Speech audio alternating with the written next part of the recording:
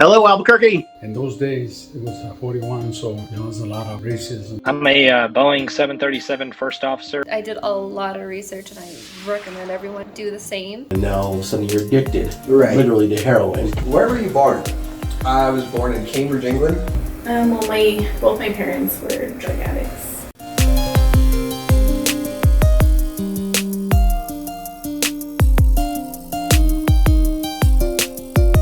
Welcome everybody to another episode. I'm your host, James Graves Brown. I'm here today with, as always, another special guest.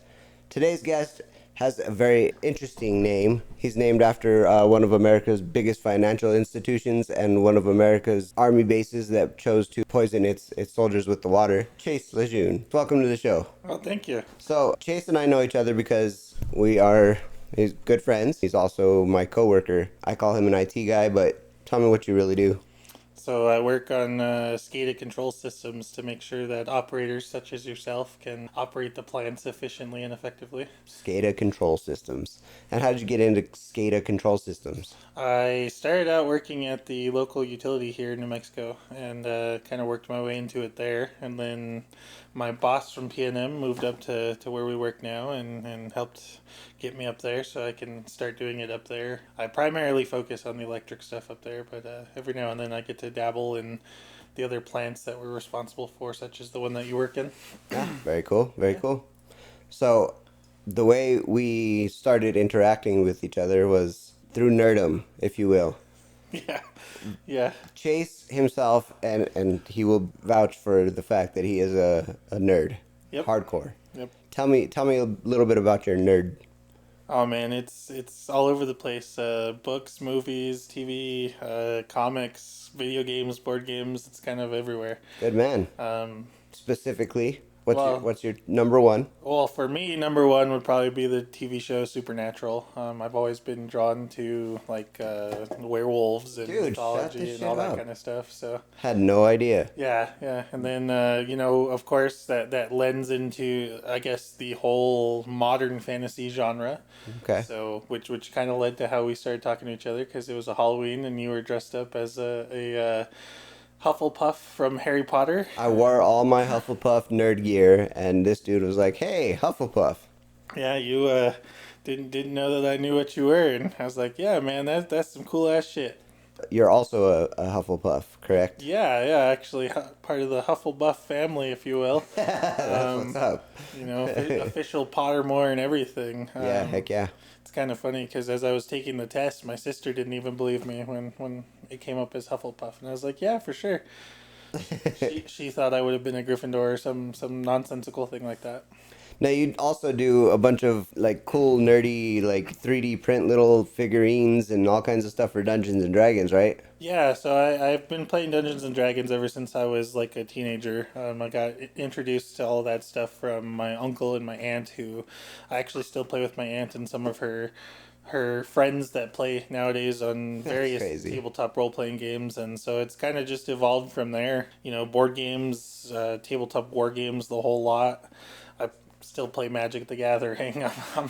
That's pretty cool, man. Like you said, I'm a nerd galore, man. I played Magic the Gathering the first time when I was in 7th grade. No way. Yep. Right when it came out, I had a friend in the class who got himself the starter pack, and we played pretty much that entire my 7th grade year. Yeah, I liked Magic. That was fun. Yeah, that game is something else nowadays, and it's kind of crazy because when I got introduced to Magic, my uncle, I was actually like at his house, and I was probably really young, and I was looking through all of his collectible things, just hanging out with him there, and he had this box just full of alpha and beta cards. Damn. Which probably worth a fortune now. Oh yeah, no, he ended up like giving them away to some kid or something. Oh, shut up. But yeah, no, he probably had enough in there to have paid off a couple of our houses. That's for sure. That's freaking nuts. Yeah, but that's badass. Well, okay, so through conversation, we came to realize that we are very, very similar in so many aspects, aside from nerdom. Not only us, but our wives. It's kind of crazy. There you go. That's what I was leading to. But quick backtrack. I didn't even know we have never talked about Supernatural. That's the first time you've even brought it up. But we're currently rewatching the series. Oh no way! Right now, yeah, it's like every night. Yeah, no, I keep going back and forth. I see all these people online and stuff that have the anti-possession tattoo. I want it. And I keep going back and forth. I want to get one. But yeah, man, Supernatural. I used to watch it in the mornings before school when it was on TNT. And then it's funny because rewatching a lot of those episodes that I watched on Netflix, I was like, hold on a second, this isn't right, because they changed the music. I don't know if you knew that, but if you buy the complete series versus watching it on streaming platforms, the streaming platforms have to repay for the license to those songs. What? And I learned that because I was like, the Don't Fear the Reaper episode, they weren't playing Don't Fear the Reaper by Blue Oyster Cult, which was like, a direct tie-in to the episode. Right. And I was watching it on Netflix, and it was some other song, and I was like, hold on a second, this isn't right. What's going on here? That's crazy. So I looked into it, and sure enough, they have to repurchase the rights to those songs whenever they're streaming it. To stream. Wild. That's fucking crazy, dude. Yeah. That's nuts. Yeah, we're watching it on Plex. Nice. So it has all the original music. Yeah. It's fantastic. Okay, but through our conversations, we found that we both like board games, and I'm speaking about both couples, not just yourself and myself, but board games, escape rooms. Dude, escape rooms, man, you had me sold. we were talking about nerd stuff, and then we kept going back and forth on other stuff, and then you asked me if I liked escape rooms in one of our other conversations, and I think I said something to the effect of escape rooms make my clothes fall off or something like that. Definitely not appropriate for work, but yeah, man, I love escape rooms. The whole, like, board games, Magic, all that stuff, and escape rooms especially, like, solving puzzles is just, like, huge. Totally, I'm with you. I love it. Yep. And I was really excited to hear that you guys do them, and we both agreed too that even though you've done one, like, there's still excitement in doing that same room again. I'll do them several times over. Yeah, and I mean, for you and Sarah, you guys usually go just the two of you, so it's possible that you guys may have solved a lot of the puzzles in the rooms already. But like for me, I've gone with a lot of larger groups. Yeah. And so I'll be off working on one puzzle while the rest of the group's working on a different one. And so And you don't even get to see that puzzle. Yeah, I don't even get to see that puzzle, and it's really cool to go back through there because then we can swap it up. And, Dude, I'm telling you, 2 or 4 people is the best way to play those things. Yeah.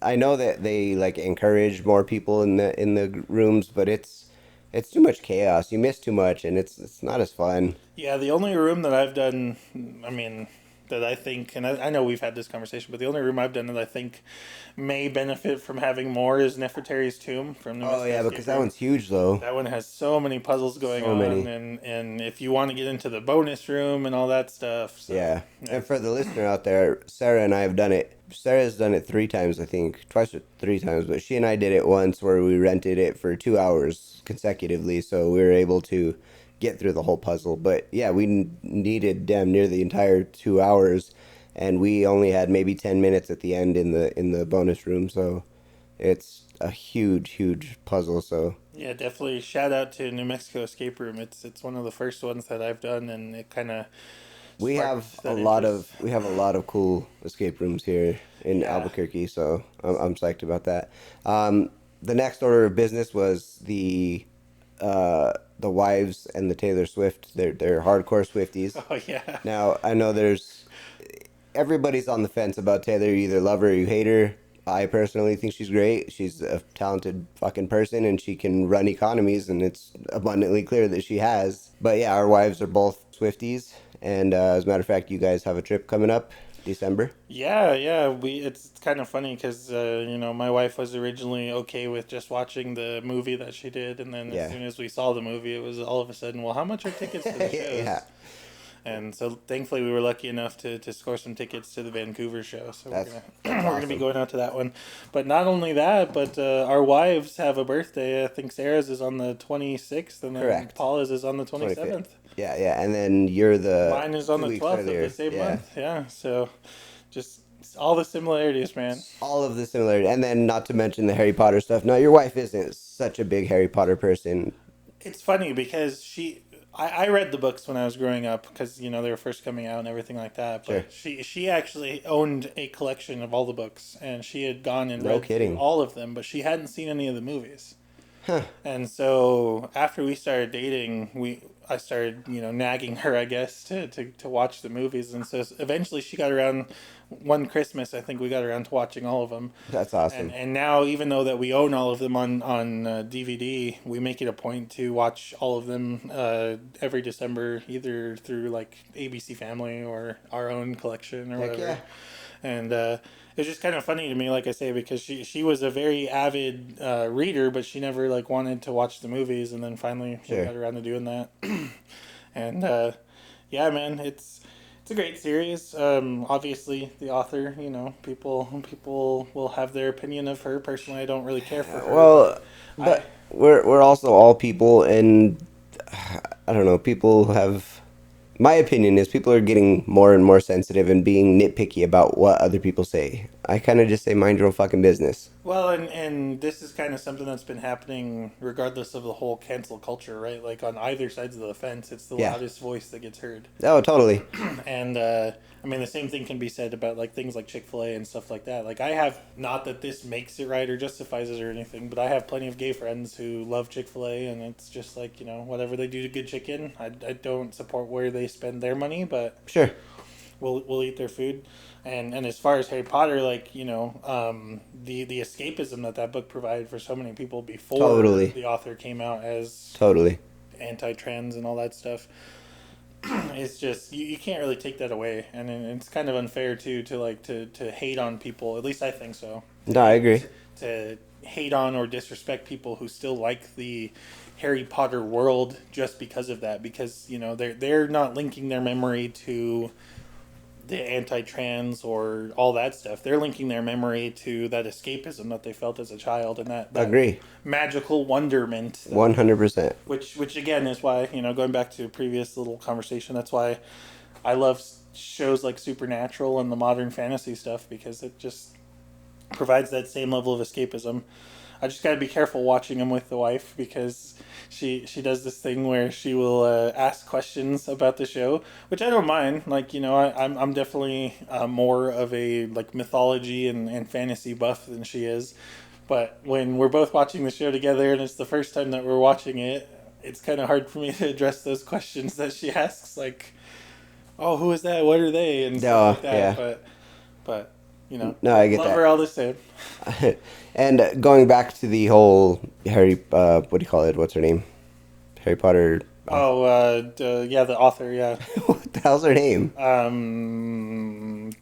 No, I was gonna say J.R. Tolkien. See, that's exactly what I was thinking, dude. I'm like, no. J.K. Rowling. Rowling. There you go. Going back to that whole thing, regardless of the person, you can't. I think it's a really important thing that people separate the art from the artist, because whatever that artist did in their life, whatever they said, whatever they did, however they acted, that has no bearing on their creation. We have that repeated through history with Michael Jackson, R. Kelly, now J.K. Rowling. Like, it's everybody's not going to be great. Everybody's not going to be your cup of tea. A lot of people are going to be assholes. But the stuff that they make, the memories that created for you in your life, and the way you hold those pieces of art as a fan, as just nostalgia sake, you can't erase those because that person was bad. I don't know. That's just my opinion, but I don't think it's right that people criticize Harry Potter as a whole because of who J.K. Rowling is or what her opinions are. Yeah, and I think that, like, as far as keeping the message and the author separate from each other, like, unless that is the intent of that message, absolutely. There's I mean, people will be assholes, like you said, right? And absolutely. And people are constantly looking for things to complain about and disagree with each other on, and I think a lot of that too is that people don't know how to have discourse with each other. Like, they don't know how to I guess be open to other views from their own, and to give a chance to certain things. Sure. So okay, well, let's talk a little bit about our own personal histories, because you and I have similarities there too with the way we were raised. And we'll open up the gates now for a little bit of vulnerability, if you will. I have mom issues. I'm not gonna beat around the bush and pretend I don't. I haven't spoken to my mom in, I don't know, 7, 8 years, something like that. She made some choices that I wasn't a fan of, and most of my life I was very submissive and just went along with whatever she said, and whatever she did was okay. But the last mistake was the biggest, and I finally stood up for myself and said, until I get an apology and I get some sort of admittance of guilt or owning what she did, I wasn't going to talk to her. So that's been the case. Now, you have mom issues too. Yeah, for sure. Well, a lot of that stems too from the fact that I grew up in a house of me plus 5 women. And it was just very different for a guy. I had a single mom, and we were sharing the house with my grandmother, my aunt, and her 2 kids, which were both girls. And it just being the only guy in a house it was very interesting growing up, because there's a lot of times where I was having to defend myself for whatever reason, and the natural inclination when it comes to people's kids is, the mom or whoever wants to be fully supportive of and not necessarily believe that their kid is a problem child. Sure. And so all that to say that, there were times where one of my cousins would bite herself, just as an example, and she would scream bloody murder, and her mom would come into the room and like immediately threaten to spank me or her older sister. And that kind of ingrained in that particular cousin that, oh, if I want something, this is how I get the attention. Wow. And for me as well, being in that kind of household, it was a very aggressive household. Like people, I guess, kind of linking back to what we said a little earlier too. People weren't in that particular household. People were not very good at expressing themselves, and so whenever people wanted to get their point across or whatever, like voices would be raised. And so for the longest time, that was the only way I knew how, because that was what I was raised in, on how to win arguments or disagree with something, is was raising my voice. And it wasn't until quite recently that I learned that you don't have to do that to really get your way. And it's not necessarily about getting your way, but just like being... I disagree. You disagree? I'm just kidding. But anyway, yeah. So growing up in a house that full of that many people, I was in the same room as my mom. Going back to the mom issues, for like the first 11 years of my life. Jesus. We shared a bedroom, and eventually we had 2 beds in there. I was probably like, I don't know, 6 or 7 by the time I got my own bed. But like I say, we shared a room until I was about 11. Damn. And until my sister came along, my mom like always kind of put me on this pedestal and was trying to, I guess, I don't know.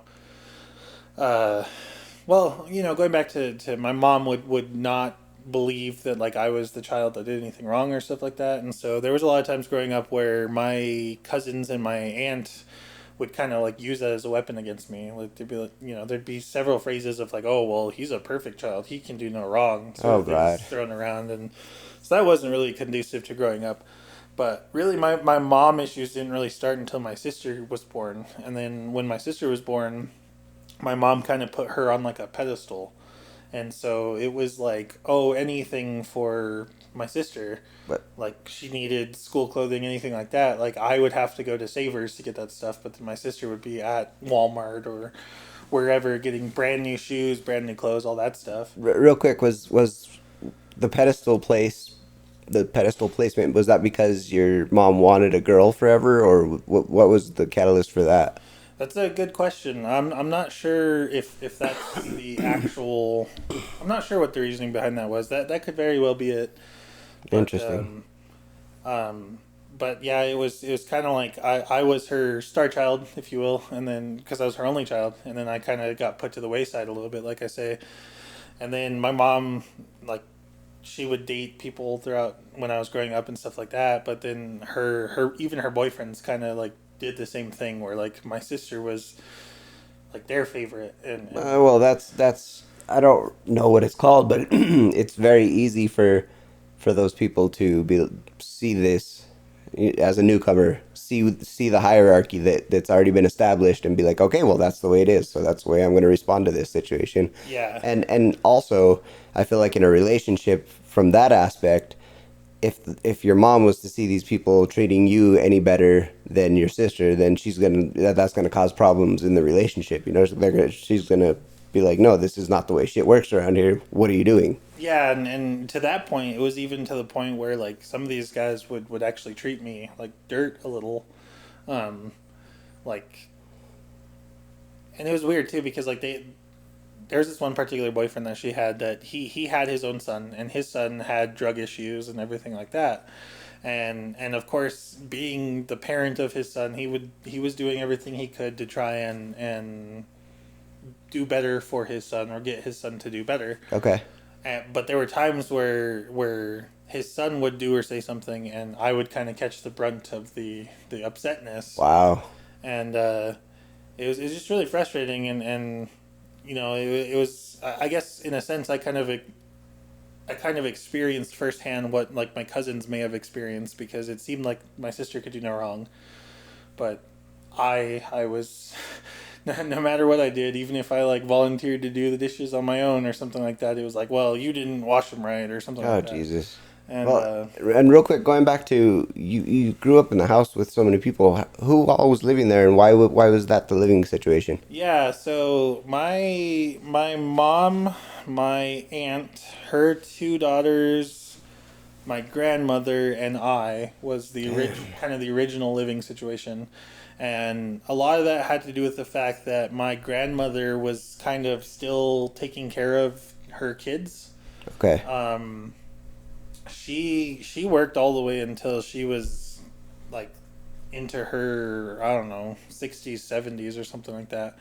And my aunt was, she wasn't the best of people. She had some issues with some drugs and some other stuff, and it's gotten so bad even nowadays that like her kids don't even talk to her anymore. Wow, that's awful. So I can only imagine what their mom issues are like, but yeah. So and then my mom had my sister, and so it was all of us living together. And then my aunt had another kid who was a boy, and so that was the first time that, you know, there was another male, if you will, in the house. But a lot of it was to do with the fact that my aunt was just not like really trying to do anything to take care of herself or her kids. Not that there's, I don't want to put this out there as like faulting the system or anything like that, but my aunt was definitely one person who was like abusing the like food stamps and Section 8 housing and all that stuff system. That's too bad. And it really does suck because, you know, we going back to the artists and their message thing, like, you know, or I guess just in general, the like people on different sides of the fence thing. I've always been a firm believer of like systems like that should exist for the people who truly need it. Truly need them. And Well, let's emphasize truly, that point. Truly need them. Yeah, like if this were on like a piece of paper, the word truly would be like underlined. 3 times. Yeah, but at the same time, like, you know, we have individuals nowadays who would want to get rid of those systems just to punish those who would abuse them. Or beyond that, we have the abusers of those systems who can just work the shit out of the system, and get those benefits when somebody else could be benefiting from them really, really. And the people who are getting them are these people who are already making a fortune off using every system and just manipulating this. So really what I guess my point is that the system isn't flawed itself. It's the people, the hackers, if you will, manipulating that system for their benefit. Yeah, the system is I mean, I won't, it's definitely not perfect, right? But it's set up to try and be accessible to those who truly need it. Right. But in doing so, it's accessible to those who don't truly need it. Correct. And can abuse it. Correct. But I've always been of the opinion that I would rather that system be in place And be abused. And be abused by the 30% or whatever, Right. so that the 70% who truly need it Can actually use it. and, you know, not saying that those are hard numbers, just throwing those. No, I got you. But yeah, and so anyway, my aunt was definitely she was definitely a master of abusing those sorts of systems. Wow. And so eventually, as we grew up a little older, she moved out into the Section 8 housing, and she took her kids with her. Good for her. And then my grandmother stayed with my mom and I and my sister, and then eventually my grandmother moved out to Placitas. But yeah, man, my mom just put my sister on this pedestal, and so when it came time for college, I was like, well, I want to be. I wanted to be away from my family because That's fair. It was not a good place. But I also wanted to be close enough to where, like, if things really hit the fan, I could get help if I needed it. Sure. And so I went to college an hour away from family, and that was pretty nice. But apparently there was a shift in that time where my mom and my sister weren't getting along quite as well anymore. And so after my college years, when I was actually in the working force, a few years ago, as a matter of fact, right before COVID, my mom was struggling with some money, and I was trying to, as a son, and I'm sure you would do the same if, even though you aren't talking to your mom, it's just like, it's kind of ingrained in us that we want to be helpful to those people. Fair point. It goes a little deeper. Fair point. I would say that yes, for most of my life that was the case, but well.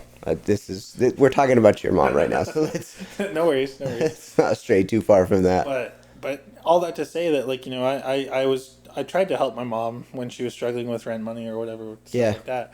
But my mom, just being the type of person she is, wouldn't tell me until like the day rent was past due, which was already like 10 days past being actually due.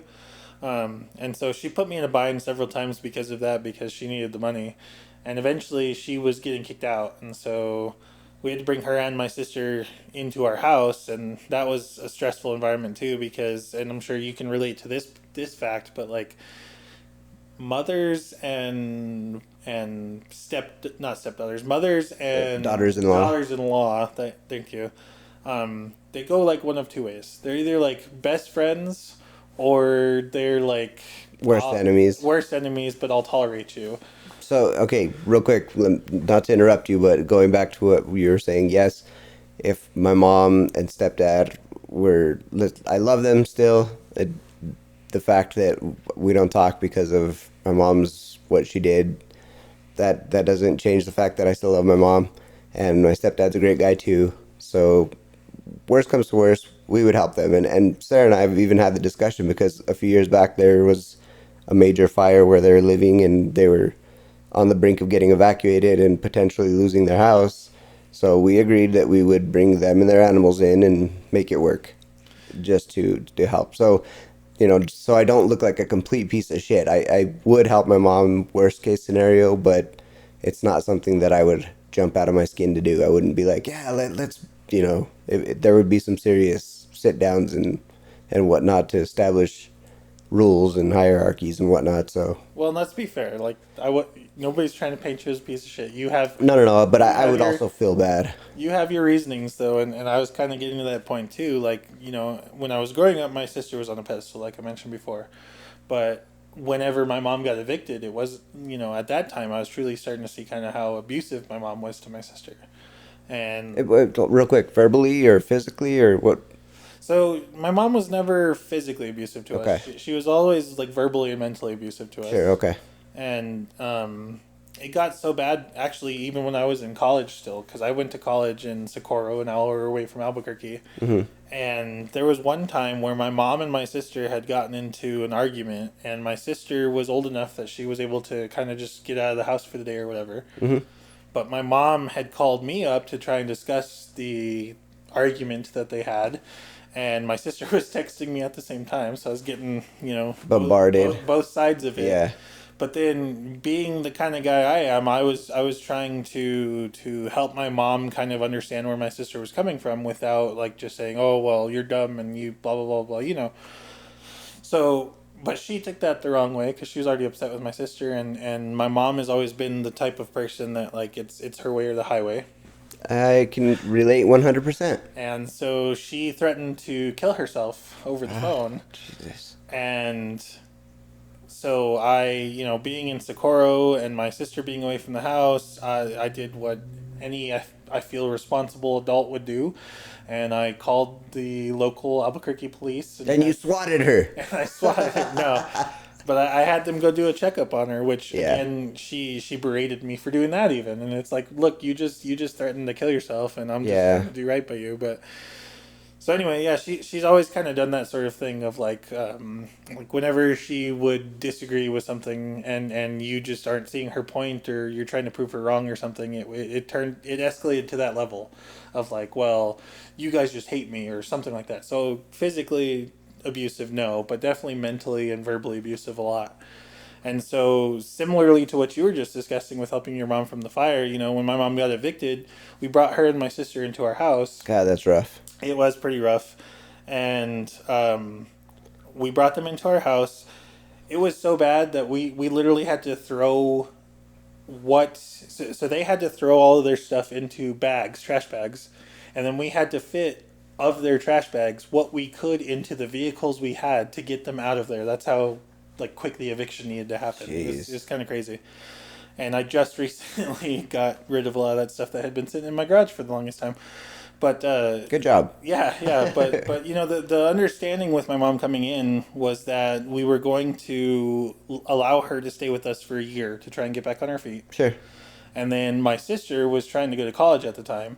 And so more so out of trying to relieve burden from my mom, but also trying to relieve stress from my sister, the deal was that we were going to allow my sister to stay with us while she was attending college so that she could be away from my mom. My mom didn't have to worry about paying for her, feeding her, anything like that. Yeah. And then also my sister didn't have to worry about the abusiveness that my mom brings. But man, that the day that we had to, I guess, evict my mom from my house was a bit much as well, because she was very verbally abusive and threatening to just disappear into the desert and this, that, and the other. And so I kind of feel like maybe that's a trait she learned as a child. If I want something, all I have to do is make threats. Yeah, and going back, just like my cousin who learned to bite herself. But unfortunately, that's not something you should be using against your kids. Absolutely not. That's the wrong place to be using it. I'm not saying any place is acceptable to be using it, but you definitely shouldn't be using it against your kids. That's not adult behavior. I'm just saying. Yeah, and so linking to more similarities between us. I was always of the opinion of, if I was going to have kids, I was going to do my best to be better than my mom. Sure. And thankfully, I met a wonderful woman who is now my wife, who she doesn't want to have kids, and I could honestly go either way. I can fill that void with dogs or whatever just as much. So, but that also kind of helps solidify that decision, which is another similarity between us. Is that because kids are gross. Kids are very gross, and they're and people nowadays too. Not to get on a soapbox or be preachy, even though we've kind of already stepped a little bit into that realm. But we live there, buddy. Yeah.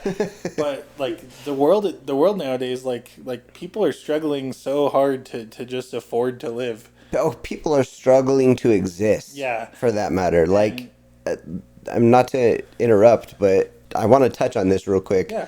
That for myself especially, a big part of my decision to not have kids, or Sarah and I agreed a long time ago that we were not going to go that route. And a big part of it for me was that the world is scary enough for myself. You never know, with mass shootings, with the planet and the condition it's in, you never know when anybody's last day, for the matter, or even the sake of the entire planet, when the planet's last day is going to be. So living with that on a day-to-day basis, and just constantly thinking about that, worrying about the job market, worrying about where your next meal is going to come from, trying to climb a proverbial successful corporate ladder, trying to be the best you that you can be. This is all really hard shit. It's mentally draining, and I'm not saying that there's a big problem with mental health, and that needs to be addressed, but also like to bring another human being into this and raise them and then be like, here you go, have fun. That's fucking selfish. It's not right, in my opinion. So that was a lot of my choice, was I don't want to do that to somebody else. I have a hard time living, day to day. And don't get me wrong, like, since then things have gotten better, but I've worked my ass off to make them better. So also, it's kind of it's selfish in one aspect, but it's also, I don't know, you shouldn't do that to somebody if you're not financially prepared, financially stable, and like it's not possible, pretty much. Yeah, and it's fucking hard. Yeah, and that's exactly kind of where I was going with that too. Is that people are struggling so hard nowadays just to like you say, exist on their own. So the fact that that there's this expectancy on us as humans to, especially in America, From society. yeah, especially in this country, right? To produce kids, not produce, but No, you're fucking right. That's spot on. to procreate and have these kids and yet well, we can go on that argument forever. I don't want to get too much into politics, but yeah, it's ridiculous that kids cost as much as they do, and So much. there aren't as many of these assistance programs Right. for children when there is such an expectancy for people to have them. Right. And so, for a lot of similar reasons to what you said, as well as the way I grew up and stuff like that, Yeah. it's a very easy decision for me to not make kids. And To well, not and have kids, so. let's not like kid ourselves. But Oh, here, let me help you with that. So let's not kid ourselves.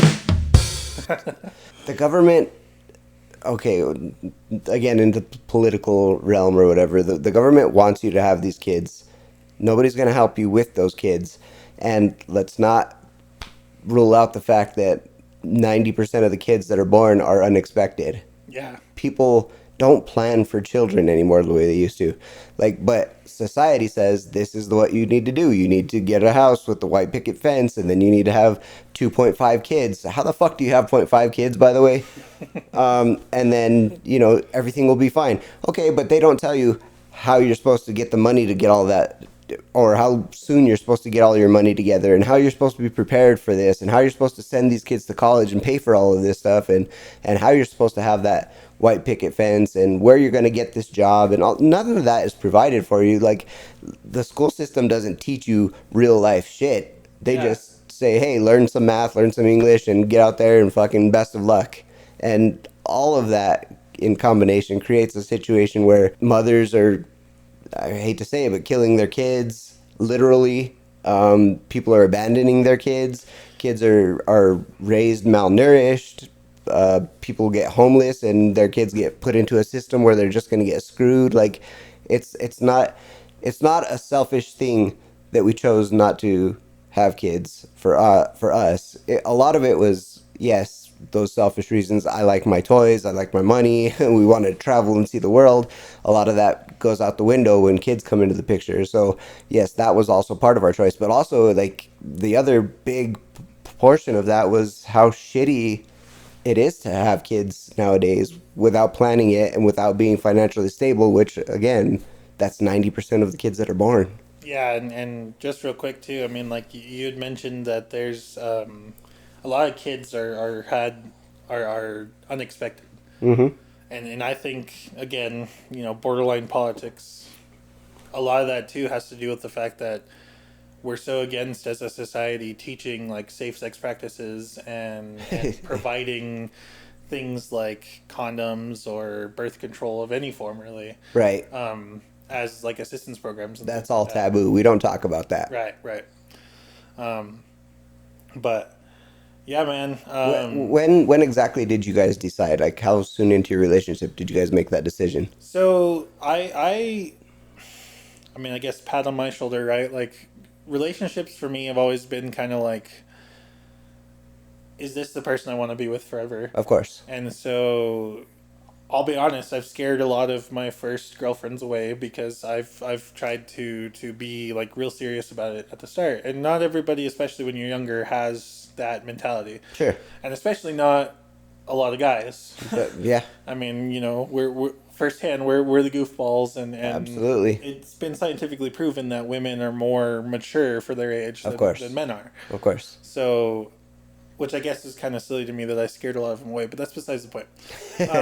So like pretty much right, like early on when Paula and I started dating, it was a decision that we had, because a lot of relationships are broken up because of two things, which are the decision to have kids or not have kids, and money. Yep. Those are the two big, and they tie into each other, as we've already been discussing. And so that was a discussion that Paula and I had really early on, and she was always okay with the fact that I could go either way, and which worked out perfectly, because I wasn't dead set either way, so it wasn't going to be a deal breaker in our relationship. That was same for me. And but I guess when she was hardcore against it, I had a little bit of hope, I'll be honest, that maybe she would, like, a few years down the road change her mind. Again, it wasn't something I was going to hold her to. It wasn't something I was expecting of her. But I was like, we'll see where things go. Of course. And now that we've been married for 2016, so what, like 7 years? Going on 7 years this December, when we go see Taylor Swift. Now that we've been married for that long, the seriousness of it came about more. And so I made a conscious decision to go and get a vasectomy so that I could solidify that decision. Sure. But also to prevent, hopefully, an unplanned child as well. Because not only is it, not good for the child in the world that we're in, and the fact that you really have to struggle to pay for your own existence on top of the existence of the child, but it's also kind of unfair to a child to have them unplanned. And people put their kids up for adoption all the time. I feel the same way about that as I do about dogs. I think if you're going, let me preface this by saying I'm very much pro-choice. It is the woman's body. It is her choice. Absolutely. To do what she wants. And real quick, before we go any further, let me jump into that and just make a comment that in both the case of dogs and children, there are scenarios where it's a way better choice and a way better outcome for the kid to get put up for adoption than to stay with the person that they're with. Same with the dog, yes. Because it's better that kid ends up in the system than dead, or the dog. That's very true. Because that's the other route. But anyway, as you were saying. And I was just going to say the other side of that coin is, like, that's a commitment you're making. Whether it was a planned commitment or not. Right. Like, you... Commitment. Let's emphasize that word and underline it 3 times. Yeah. I think that, like, as a person, you owe it your best effort to try and do right by that animal or that child. Agreed. And absolutely there are times where doing right by either of those two living beings is to put them in a situation where they can hopefully do better with someone else. Right. It's a hard decision to make. Yep. But it's also a decision that I think a lot of people make very lightly. And especially with the animal side, right? I mean, you and I were talking about this a little bit earlier today, that, like, so many times nowadays people are and I don't really want to go too far into this, because I know that both of us are passionate. Upset. We're very passionate about this, and our wives are too. More similarities, but just there's a lot of times where people, like, oh, I don't have time for this dog anymore, or just as an example, things like that, and that is, I think, one of the most awful things you could do. Well, let's look at COVID. When COVID happened, everybody wanted to get dogs. It was the best thing that happened to animals ever. Yep. All the dogs got adopted. The fucking shelters were empty. It was hard to even find dogs that were street dogs anymore.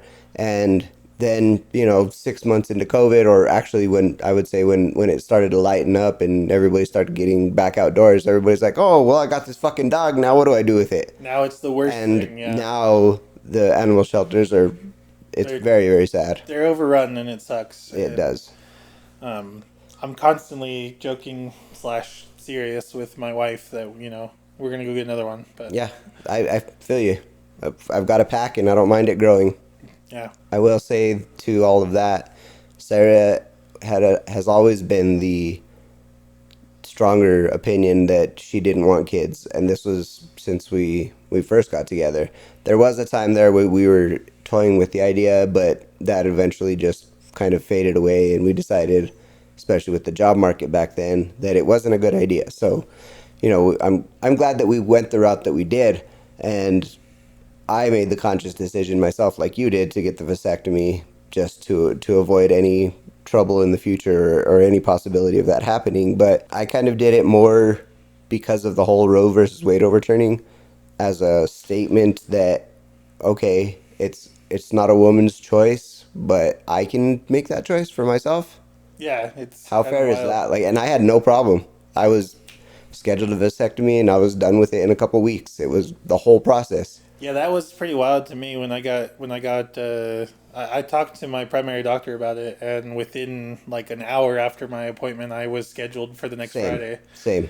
But and that itself, the double standard there, like Yeah, it's shitty. See another example of why it's Yeah. horrible. You're gonna have a kid, and potentially that kid can be a girl, and you're gonna put her through all the shit that the women of today are living with. Like, Yeah. we're fucking slowly reverting back to the 50s where women were just property and they stayed in the kitchen. Well, and there's that governor or lieutenant governor or whatever from North Carolina too that openly stated that he wants to go back to a time before women could vote. So it's out there. Because women aren't people. Let's all be real here. Yeah, it's out there, and I can't believe that. And let's not go too far into politics. yeah, no problem. It's horrible, and I remember the good days when I was younger. I'm not gonna say a kid because I was in my 20s and 30s when politics didn't fucking mean shit to me. I didn't give a damn. They might not have been everybody's cup of tea, but they weren't in the state that they're in now, and it's fucking crazy. Well, and it's crazy too that like we're in a situation. I know you said you don't want to touch too much on this topic, so I'll just say this and be done with it. But it's crazy that we are in a situation where it is no longer a option to vote, if you will. It's like you almost kind of have to vote to try and stop either side, I would say, Both sides. from doing something that is stripping the rights away from. It's so awful. Yeah. And then with all the wars going on, it just okay. Anyway. Yeah. All right, so let's move on. What started that? Oh, we were talking about kids. Yeah. And the choice to not have kids. So yeah, it's very unpopular, but I'm loving living the dink life. Yeah. And it was the right decision for us by far. We definitely wouldn't be. Okay, I'm just going to give a lot of credit to my wife real quick because financially, we wouldn't be where we are if she wasn't so, I'm just going to say it in her words, frugal. She's very responsible with money. I'm very irresponsible with money. More similarities. If it wasn't for her, we wouldn't have nice things. We wouldn't have a nice place to live. We'd still be living in a trailer, and that's no joke. I was content as fuck living in the trailer, and now that I see the other side of the coin, I'm like, wow, what is wrong with me? Like, but anyway, so she's a very smart person, and I picked the right one for me, and it's crazy how life works because I never would have pictured this being my life. This is what I pictured I wanted my life to be, but would have never achieved it had I had my own way. Yeah. Fucking crazy. I mean, just real quick too, like, talking about when I was growing up and stuff. We were in a trailer when I was growing up. And, I grew up in trailers. yeah, but we, like I say, we had the 6 people in a single wide trailer. I got you beat. We had 6 people in a camper. Oh, there you go, man. There you go. Literally, a camper that, like, a tiny camper. This thing had to have been a 12, 14-foot camper. Really, like, my car hauling trailer is bigger than the camper we lived in. And me and my 4 brothers shared I guess what you would call bedroom. And it had a bunk bed. Oh, actually, before that, we even had a smaller camper that my parents had the bedroom, and the kitchen table had like a shelf above it. That was my bed, and the kitchen table folded down into a bed, and that's where my brother slept. It's not a competition. No. It's definitely a competition. But I wanted to touch on that real quick too, right? Because Sure. we've been talking about a lot of our similarities, but one thing that we're very different in, and this is the reason why I want to touch on this, is you have done so well for yourself, and like you mentioned earlier, you worked your ass off to get to where you are. And we have this mentality again, that college is the way to go. And I know you went to college, but you didn't necessarily go to college for your career. I dropped out of college. Let's be real. Well, and that's even further prime example, right? Like I think, and I've had this struggle my whole time too when I was going through schooling, and even after coming out of schooling with all the debt I was in, because I had the opportunity in my first job to work with craft individuals who were part of a union, and whereas I went to school to rack up debt, they went to school to learn a trade, and they were paid the whole time. And anyway, all this just to say that it's there's this dynamic between people who went to school and have a degree versus people who didn't, and the job force and things like that. And I just wanted to touch on the fact that like you can be 100% successful without having gone to school for a degree. It just takes time and effort. It's fucking incredibly difficult. It is. There's something to be said for going to college and getting that degree, because that opens a lot of doors that weren't open for me. I had to swim around in the dark to find those doors to open myself, and I had to fucking pick the locks. Like, it's not, nobody was opening the doors, welcoming me in. I had to prove myself in the workforce by working shitty jobs, horrible hours for years on end, making next to nothing for people to finally be like, hey, that guy's a good worker. Let's fucking do something with him. And then move up and slowly get to where I am. But again, that was a lot of hard work, which is hard to find nowadays. Not to toot my own horn or anything, but well, and kudos to you, right? Because that's the BS part about it, is that like there is this mentality and this expectation that your degree is going to somehow set you above. No. It's gonna open doors for you, but there's no guarantees. Well, no. What I mean to say is that like it opens doors for you, sure, but that alone, right, is that like so let's talk about where we work as an example. We work for one of the national labs for the country. Mm-hmm. Can't talk about what we do, but you already did. You told us. It's a well-known fact what we do at the lab that we work at anyway. But you and I both know that there is a requirement for some of the higher paying jobs there to have a higher education degree. And bachelor's is like bare minimum. Yeah. These guys are wanting masters or higher. Doctorates. And in some of those cases, they want you to have a master's plus so many years of experience. Right. And again, you and I both know firsthand that some of the individuals who we know that hold these jobs are not competent for those jobs. They're not competent for real life. Yeah, they might be very book smart, but they're not at all competent. And that's kind of where I was going with, there's this mentality that like, because it opens the doors for you having the degree and it sets you apart, like it gives you those opportunities that aren't otherwise presented to people, and that's unfair. It's very unfair.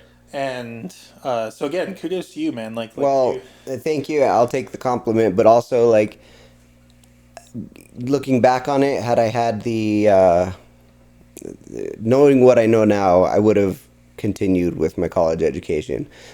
That's a whole nother story for a whole nother podcast, because it's very fucking matrix. Or what do you call it? It's very anyway, it's a trip, because I totally didn't want to go to college for what I went to college for. I shouldn't have dropped out. I would have been happy as fuck now with that choice, but it was just a really rough situation for me in college. I didn't have anybody there. I didn't have any money. Jobs were hard to get, and so I was struggling day to day. And I'll tell you a quick little story in college of how bad it was for me. I was so fucking depressed and down one day and I had a couple bucks. So I drove down to the corner store. It was just a gas station. I bought a 40 ounce of beer. I don't remember what kind it was. I fucking chugged half of it, put it in my passenger seat, and buckled it in with the seatbelt, and got on the highway and drove as fast as I fucking could, just so I could get pulled over and get arrested. I don't know what I was trying to get out of it, but I didn't give a fuck. I was like, put me in jail. Let's get some attention. Let's figure something out, because this way of life that I was living wasn't working. So anyway, that's a whole nother story. And we can tie that into with the not having kids, or, you know, being financially stable. But anyway, looking back on the whole situation, if I had the choice to do it again, I would get a degree, only because I know how many doors that opens for you and how much easier it is to get jobs. It opens a lot of doors, and but you also, I mean, you went to college. You dropped out, so you didn't complete college. No.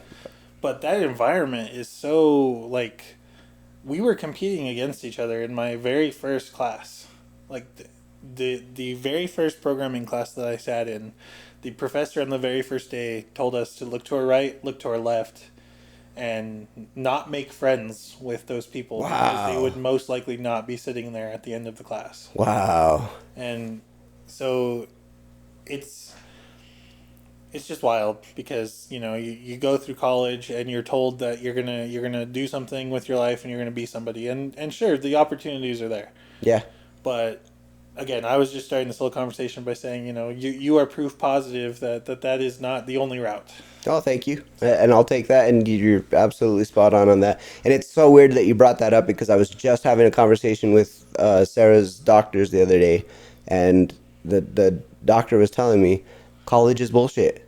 College is fucking worthless, and it's bullshit, because everything you learn at any job nowadays pretty much is hands-on. Yeah. You're going to learn how to operate this equipment. You're going to learn how our procedures work on the day-to-day basis here at work. So everything you learned in college doesn't fucking matter. Yeah, and you know, that's another thing that I've kind of been struggling with too, just in the job market, right? Like, I'm an engineer by education, Sure. and somewhat by my career choices. Sure. Not to say that an engineering degree is necessarily required to do what I do. I could probably have a high schooler trained to do what I do. To be honest, it's pretty simple stuff. It's just you have to think a certain way to understand some of the things that we do. Yeah. But, you know, I I didn't learn, I would say, like 85% of what I do on the day today from my college. Same. So I went to school it took me 6 years, because I changed degrees partway through. Oh, wow. And came out with debt, like I say, that I'm still paying off. And yeah, it didn't really in any way prepare me for what I'm doing on the day to day. And another funny thing about that is, I would say somewhere, and this is just a guesstimate, but I would say somewhere in the range of 80 to 90% of people who earn degrees don't use them ever in their career. Oh, for sure. Like, my stepdad has music degrees. He's never used that music degree for any of his jobs. Yeah. And he's had some pretty high holding jobs, ranking jobs, only because he had a degree. Sarah has a culinary degree and a PTCA. She doesn't work in the fucking food industry. She's she's a COO of an optical business now. Like, just so many people that I know have these degrees. Oh, what did you get your degree in? And it's fucking completely unrelated to what they're working in. It's fucking crazy. Yeah. So we're taught that we need to go to school, get good grades, then go to college and rack up all this debt so we can have a piece of paper that says we went to college and racked up a bunch of debt. But you're not going to use that for your job. You just need that. Well, and then the market nowadays too is so, at least when I was like coming fresh out of school and looking for jobs and stuff, especially in our state, right? Like, the amount of debt that people accumulate is not equivalent to the starter job pay Oh, no anymore. kidding. And so it's just one of those things of, like, it's the American dream, right? They start you off with debt right away, and then you just keep building it. So. And on that point, my college that I went to, a couple of the guys that so I went to an aviation college in Tulsa, Oklahoma, and when I first started school, I got a job, the only job I could find, because there's 4 colleges in Tulsa. So there's kids from all over the world coming there to go to school, and all the jobs are picked up. Like, I applied to every McDonald's in Tulsa and didn't get a call back. The only job I found was an overnight stocking job at Baby Gap, and my boss had graduated with his degree from the same school I was going to. Yeah. I have a friend, Native American friend from Window Rock that was one of my roommates. he graduated and got his degree as a helicopter mechanic. The college said that they would help us get jobs afterwards. Well, they helped him get a job there in Tulsa. That lasted not long. He worked in that field for maybe 6 months and then he quit. That's something all colleges post and brag about so that they can try and entice people to pay the money, just so you know. Yeah, anyway. So, fucking college, man. Yeah. You're absolutely spot on that it's not the only route, but just anybody listening that, is taking this to heart or consideration, just know that the other route that I took is not fucking easy. And you have to be a good worker and a hard worker. And there's going to be a lot of struggle and a lot of times where you just want to give up and just be like, fuck this. I don't care. I'm good being poor. But don't ever let that mentality take you. You should always have higher ambition. Yeah. And then find yourself a woman who's responsible, because you ain't going to do it yourself. Or a man, if that's your choice. Yeah, yeah. Kudos to having a good partner who's there to help support you. Spot on, buddy. Absolutely. Yeah. And Paula has a degree too, right? Does she use her degree? So Paula actually does use her degree. Good for her. Yeah, she graduated with a degree in technical communication. So that's it's a way to say that she takes all the engineering and sciencey talk and then converts it to layman's speech for us regular folks. That's what's up. And so yeah, she actually does she edits technical documents for Presbyterian. So And she gets to work from home. And she gets to work from home, which actually came about because of COVID. So she and the dogs, for that matter, are one of the few out there that actually got lucky and got the better part of that deal. That's what's up. Because now the dogs who, whenever we weren't at home, we'd have to put them in the crate, and that's just because it's not that we are abusive or anything like that. But, studies have shown that the dog feels safer in like that environment when their pack mates aren't around and stuff like that. And beyond that, you don't want to come home to a trashed ass house because something happened. For sure. And you know firsthand how that one goes. Yeah. Go watch my YouTube channel. You'll see. Yeah. So yeah, I mean, she, like I say, she lucked out on that one, and so did the dogs, because now they get to spend every day together, and that's what's up. She wakes up, gets out of bed, and logs onto her computer. And man, on that note, I don't know if, I mean, you probably had to be at work throughout most of COVID. All of COVID, yes. Yeah. So I think I would have preferred it your way, even though I know others would have preferred it. Listen, man, I fucking loved it. I absolutely loved it because the roads were empty, so there was no traffic. It was a fucking pleasant drive every day. There was no race up the hill. At work, nobody was there. Nobody was coming in, so it was fucking smooth sailing, nice and easy. We only had to call people if something went down, when most of the time it didn't. Everything was okay. And I loved the COVID times. I loved people being away. Like, not to be mean or anything, I did miss the interaction, but let's be real, my shift mate isn't much of a talkative person. He's very, we'll just say, conservative. He keeps to himself, and that's okay. He's I'm not going to take anything away from him because he's a fucking good ass worker. That dude has never left me hanging. He does his job. He knows his shit. So I'm glad to have him, but also, like, I do like the interaction. So it's been pleasant having you and Jay and Anthony and Jonathan, and now our future guest of the show, our boss, Jordan. All of you guys coming in was a blessing, because now I have people to bullshit around with during the daytime. It's nice. Yeah. And I had the exact opposite experience. I was part of the crew that got forced to go home because I wasn't an essential employee. But for me, it sucked because, like, I found myself working later days, and I found myself, like, really stressing more just because there wasn't that separation between work and home. That's awful. And so... How was that working at home? Did you find yourself that you could, like, concentrate on your work, or was it, like, super easy to get distracted? I know you have ADHD. Like, did that play a part in, like, did you have to force yourself to really sit there and, like, pay attention to the computer screen and whatnot? So I wasn't diagnosed with ADHD until after that. Okay. Strangely enough, but I mean, it was still a thing, right? Right. Honestly, it was easier for me to get work done at home because it's like the hyper focus from ADHD. Oh, wow. And that's where I found myself, working later hours and stuff. Is Oh, because I wow. would get so focused in what I was doing that I would be like just. So at the time, I was responsible for reviewing applications for people who wanted solar on their house. And so I ran all the calculations to make sure that the equipment that the power company had was going to be able to support it, and that their system and stuff was going to be acceptable for their needs and whatnot. Wow. And so That's impressive. is a lot of just like running numbers against each other sort of thing. And so it was a very easy task, but that hyper focus, I was able to just like knock one out and move on to the next one, and knock one out and move on to the next one. And so at work, when you would kind of change up the monotony, where like someone would stop by and talk to you, Yeah. and we were in a cube environment, so it was always noisy and things like that. Sure. Like, it's very opposite at my house. At my house, like, even though I had the TV or like my computer or all that stuff to distract myself with, and I think this is just part of my work ethic, but like I was just like hyper focused on That's on great. my work. Well, I'm gonna let me jump in real quick on that, because I'm the exact opposite. If I was to be here working, I would responsibly set myself up at my computer or whatever. But if there is any kind of distraction going on in the background, I'm fucking gonna stop. Like it would be so hard for me to focus. That's why I asked that, because that's really interesting that you were that hyper focused. How long would your days be?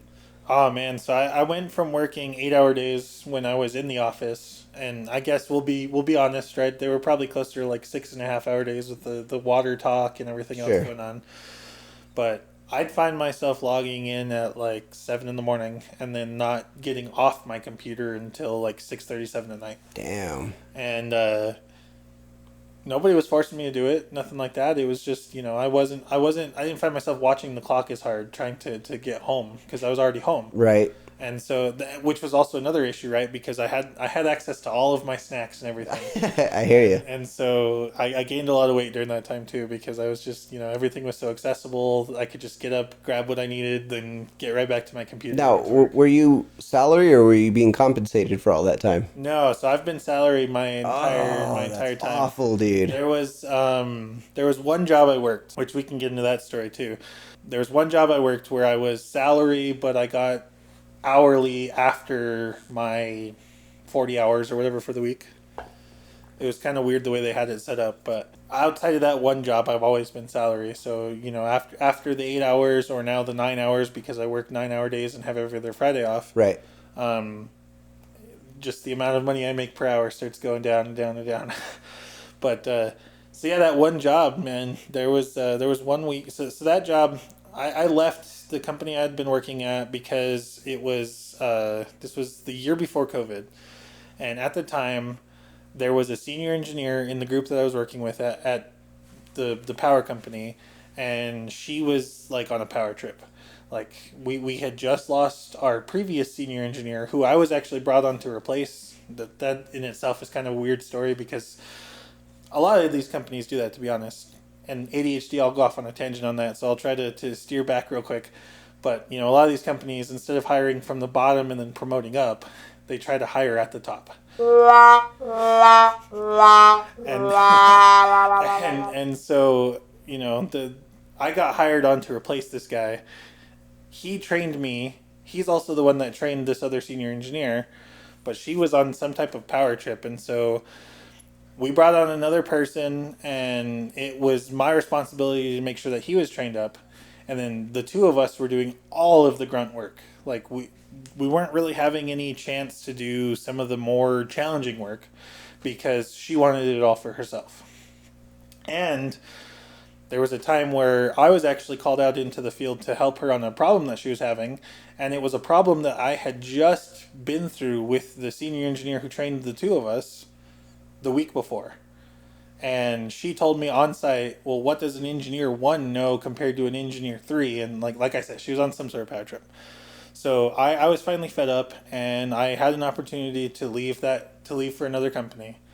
And this other company was salary, except for after my 40-hour week. Right. I would be getting paid straight time for each hour after. And they were a government contractor. But it wasn't very well explained to us that, as a government and contractor, you aren't allowed to work more than 80 hours in a week, even with that overtime. regardless of pay periods or anything, if you cannot work more than 80 hours in a single work week.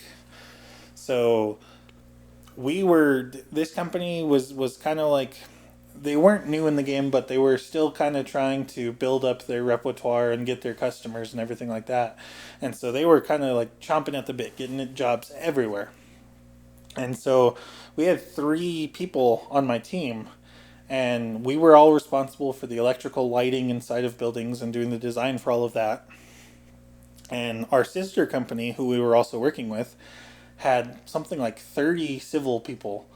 And those civil engineers were doing the architectural design, they were doing the civil design, and they were also managing projects. And so naturally you can hopefully get to the point where you can see that you have 30 people that are all running projects, and then they're all funneling those projects down to this little 3-man team to do all of the electrical work for it. Jesus. And so it was a lot of long hours, and there was, I mean, it was like 16, 18-hour days. I was trying to get to stay there and get on top of the work and do everything, and then you have this limit of hours hanging over your head that you can't exceed. And I have this limit of hours hanging over my head that I can't exceed that also wasn't explained to me. And the reason why that matters is because there was one week where we had, I don't know, like 6 projects that were all due on Friday. Fuck. And neither of the other 2 engineers, maybe this is my fault, maybe I was the dumb one, but neither of these other 2 engineers would stay past their 8 hours. So I just being the kind of guy I am, I took it on myself. I was like, sure. I gotta get this shit done. I hear you.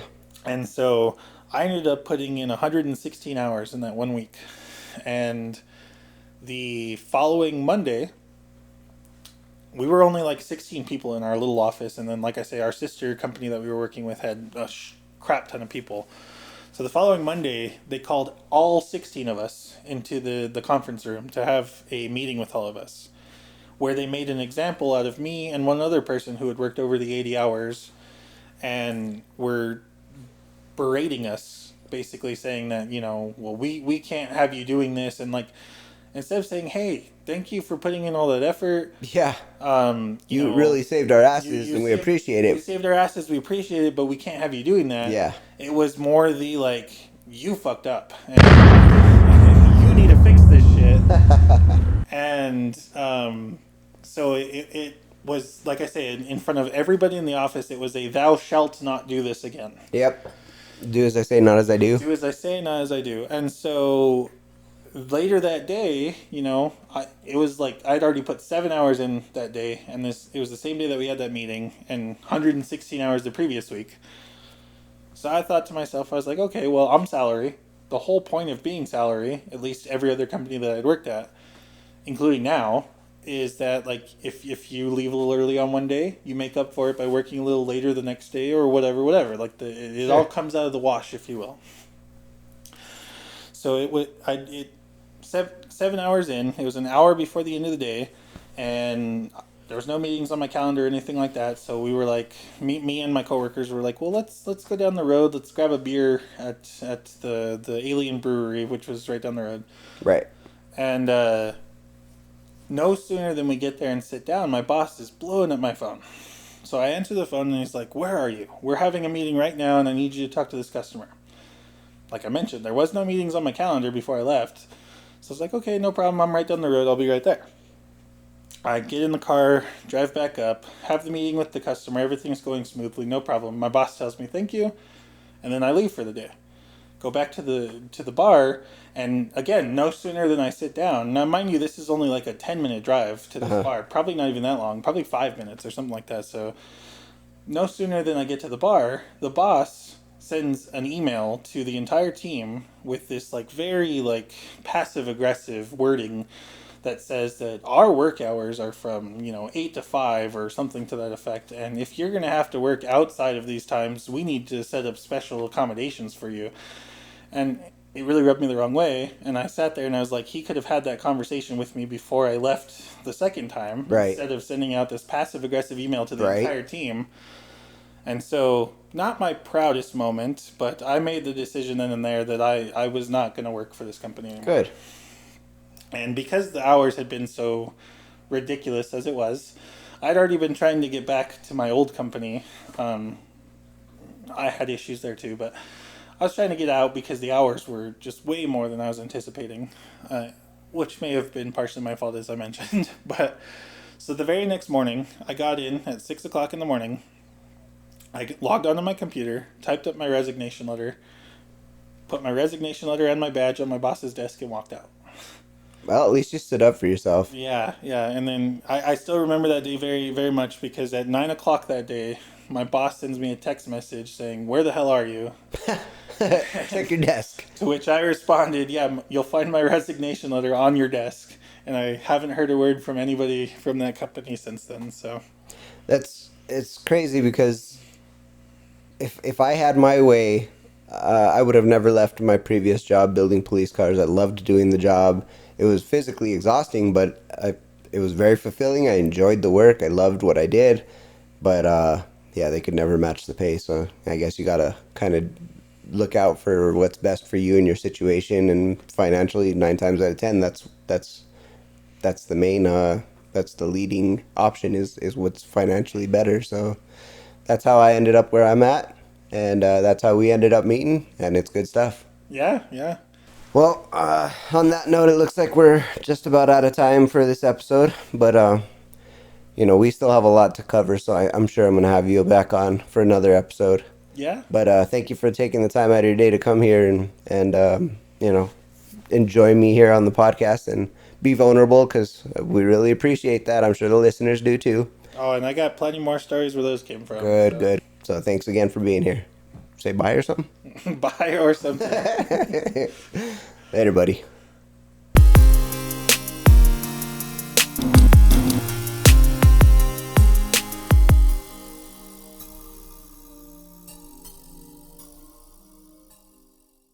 Chase LeJeune. Chase LeJeune. You can name the episode that. I am.